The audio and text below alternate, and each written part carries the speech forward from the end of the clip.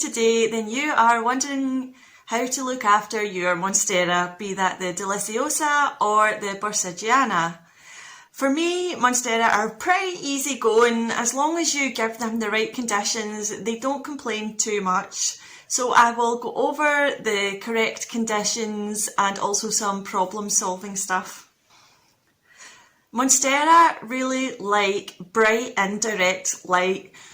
So what this means is you could, if you have a south facing window, you don't want to put it right at that window because that sun is going to just scorch it. Monstera naturally grow like under the shade of other taller plants and trees, so they're not going to like a really, really bright light shining on them. You will end up damaging the leaves that way. So if it's a south window, you want to have it in the bright indirect light, so you still want it in a bright spot, but indirect light, so not with the sun blazing directly on it.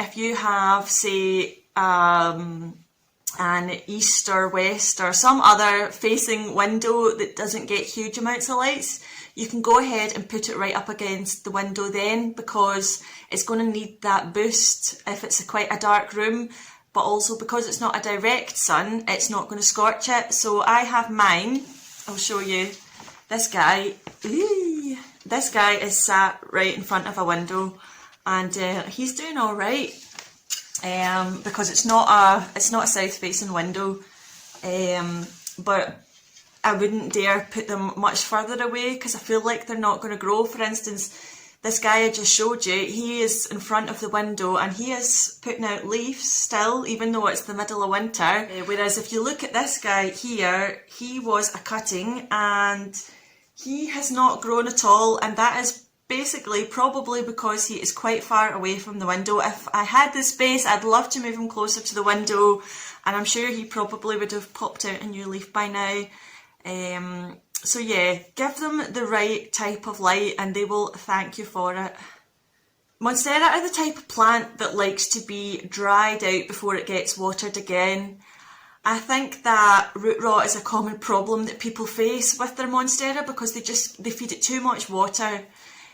So what I do is either give little and often, or if I do give it a big soak, I make sure I don't water it for a good while and I thoroughly check the soil before I would water it again, because they do like to dry out before they're watered again. So make sure you either stick your finger right in that pot, have a feel about, see if it's wet or dry, or use your moisture meter to see if it's wet or dry before you water again. These are fast growing plants and they do need fertilised quite frequently in the summer when they are growing. In the winter, not so much, especially if it's stopped growing, if it's stopped putting out new leaves. You wouldn't need to worry about fertilising it, but certainly if it is putting out leaves, you can use a very diluted fertiliser in the winter. In the summer, it's probably going to be growing like crazy, so you want to fertilise it quite often. If you do have a problem with your Monstera, it's probably going to be these black spots that develop. And I'll tell you now, it is quite difficult to figure out what is causing these black spots. The first thing you might want to do is to check the roots, because this could be a sign that you've given it too much water and the roots are rotting. So check the roots first of all. If the roots are fine, then you may want to consider whether or not the plant had too much heat, be that from sitting close to a radiator or being scorched by the sun. Is the plant too cold? Is it in a draft? Have you moved it to a colder room? Because that could cause black spots. Have you watered it inconsistently? And by that I mean, have you let it go too dry and then gave it too much water?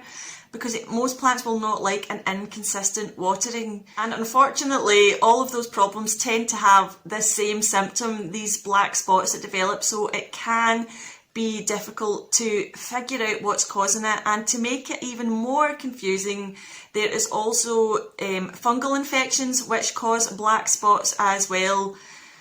So basically it's a process of elimination, trying to figure out what's went wrong and changing the environment to make it better.